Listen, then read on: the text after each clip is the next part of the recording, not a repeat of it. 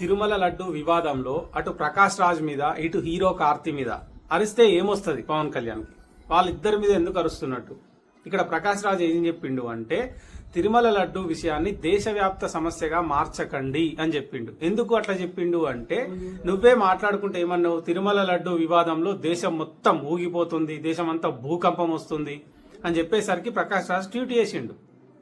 దేశవ్యాప్తంగా మత కలహాలు విద్వేషాలు రెచ్చగొట్టడానికి ఆల్రెడీ మీ కూటమి దోస్తులు ఆ పని చేస్తున్నారు, మీరు కూడా ఆ పని చేయకండి అని ప్రకాష్ రాజ్ అన్నాడు. దానికి నువ్వెందుకు అట్లా బట్టలు చింపేసుకొని ఆయన మీద అరవడం? అవసరం లేదు కదా.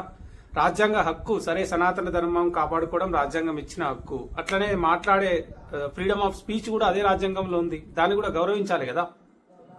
మీరే అన్నారు ఇదంతా దేశం మొత్తం ఊగిపోతుంది అని, దాన్ని దేశవ్యాప్త సమస్యగా మార్చకండి అని చెప్పి ప్రకాష్ రాజ్ చెప్పిండు. దానికి ఎందుకు అంతగానం బట్టలు చింపుకోవడం? రెండోది, హీరో కార్తీ ఏమన్నాడు అంటే లడ్డు కావాలని ఆయన అని చెప్పి అదొక మామూలు డైలాగ్. అది అక్కడ ఆమె తిరుమల లడ్డు కావాలని ఆయన అని చెప్పి అడగలే యాంకర్. లడ్డు కావాలని ఆయన అంటే ఇప్పుడు లడ్డు అనే విషయం మీద వివాదం నడుస్తూ ఉంది కాబట్టి ఇప్పుడు లడ్డు గురించి మాట్లాడడం మంచిది కాదు, అది చాలా సెన్సిటివ్ ఇష్యూ కాబట్టి నేను మాట్లాడను అని చెప్పి ఆయన చెప్పిండు అంతే. అందులో ఆయన లడ్డు మీద వేసిన జోకులు ఏమున్నాయి, లడ్డు గురించి మాట్లాడింది ఏమున్నది? ఈ దేశంలో హిందువులే ఎవరు లేనట్టు, ఇవాళనే కొత్తగా ఒక్క హిందువు వచ్చినట్టు, మొత్తం హిందూ మతాన్ని అంతా నీ భుజాల మీద మోస్తున్నట్టు ఇవాళ ముందుకొచ్చి అందరి మీద ఊగిపోతే ఎట్లా? నువ్వు చేయాల్సిన పనేంది?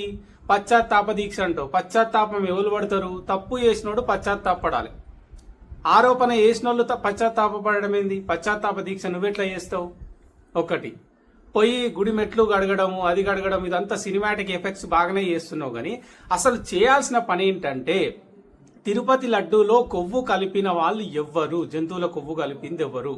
ఒకవేళ జగన్మోహన్ రెడ్డి నిజంగా కలిపి ఉంటే మీ మిత్రుడు మోడీ గారితో మాట్లాడి వెంటనే సిబిఐ విచారణకి ఆదేశించాలి. అది కదా నువ్వు చేయాల్సింది. అది చేస్తే అప్పుడు దొంగలెవరో తెలుస్తుంది, తీసుకుపోయి బొక్కలేస్తారు. అప్పుడు 100 కోట్ల మంది హిందువులకు న్యాయం జరిగే అవకాశం ఉంటుంది, లేదా తెలుగు రాష్ట్రాల్లో హిందువులకు న్యాయం జరుగుతుంది. అది కదా నువ్వు చేయాల్సింది. అంతే తప్ప 11 రోజులు ప్రాయచిత్త దీక్ష చేస్తా, గుడిని శుభ్రం చేస్తా, సంప్రోక్షణ చేస్తా, ఇవి చేస్తే ఏమొస్తుంది? దొంగలు దొరుకుతారు. అట్లా చేస్తే ఇవన్నీ డ్రామాలే అని చెప్పి జనాలకు అర్థమైతేనే ఉంటుంది కదా.